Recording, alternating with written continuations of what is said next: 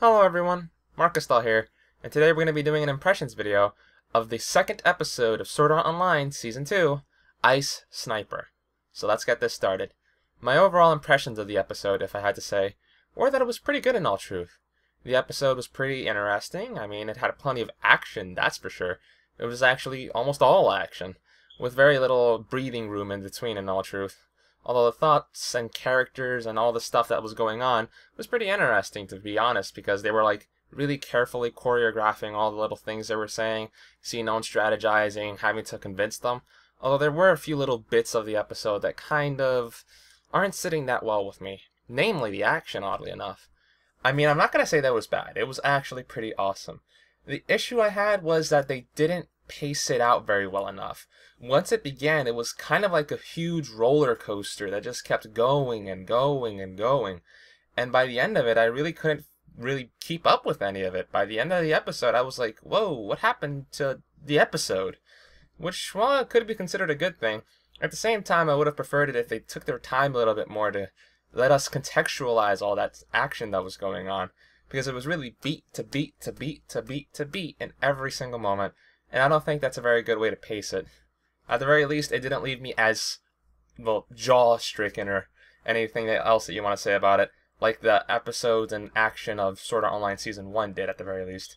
Although I'm going to give it a chance, since some of those scenes were pretty epic, in particular seeing Sinone jump out the window, get her leg blown off, and then dodge bullets in midair to snipe a guy straight in the face. That was pretty epic.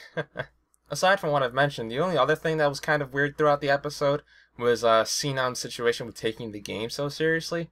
Because, I don't know if you watched my episode on death in virtual reality, but the thing is, it didn't have the same gravity in this situation, and I was looking at Sinone as though she were some kind of role player that was taking things far too seriously. And while I personally know the reasons why she was doing this, I mean, I read the light novels, at the same time, I feel that that wasn't very well communicated in the anime, and even I, who know her motivations, still feel a little bit awkward in that scenario. It's like, hey, what's up with that? I mean, it's not enough to kill the mood or anything, but it's just something that kind of caught me a little bit, and I was a little bothered by it through the episode. But aside from that, at the very least, they had a nice contrast at the end, because after Sinone took out that guy with that kind of a cold-blooded, bloodthirsty face that she showed at the end, we got to contrast that with a scenario of her just lying in the bed in her room taking off the helmet, which I really do think that kind of gives us a bit of context on it, because it makes us think, okay, she was a complete and utter badass there, but she's showing hints of something maybe inside of her, or deep in her psyche, outside, and I think that's very well communicated in comparison to the novels at the very least. So, props up to that. Well, that aside, the artwork for the series is absolutely just amazing. I mean, it's been like that since Sword Art Online Season 1, but I have a feeling that Season 2 is going to be giving us a lot more amazing vistas, and they always made sure to keep something going on, like occasionally whenever there was a still frame, at the very least they had the decency to like have some like dust effect or something, so that we don't notice it as much, and I like that a very lot.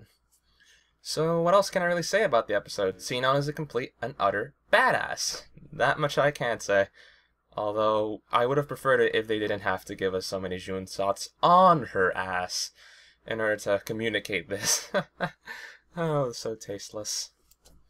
Anyhow, Kirito and Asuna's scenario at the end of the episode has already been hinted at, so the next episode's probably going to start dealing with a huge scenario whereby Asuna is going like, wait, you're going to transfer games? And, I mean, that's what happened in the light novels. But at the very least, I'm just kind of wondering if that's really what they want to go with to start off the next episode. But I guess I'll see. Other than that, the episode's been pretty good, and go check it out over on CrunchyRoll. That's where I watched it at the very least, although you need to be an actual member in order to do it. Although I'm going to look into this whole guest pass system, since I might consider giving one away pretty soon, if in case you want to watch it or something like that. Well, everyone, this has been Markystal, and these have been basically my raw impressions of the latest episode. Literally, it's been less than 10 minutes since I finished watching it. So, have a good one, everyone. This has been Markystal, logging out.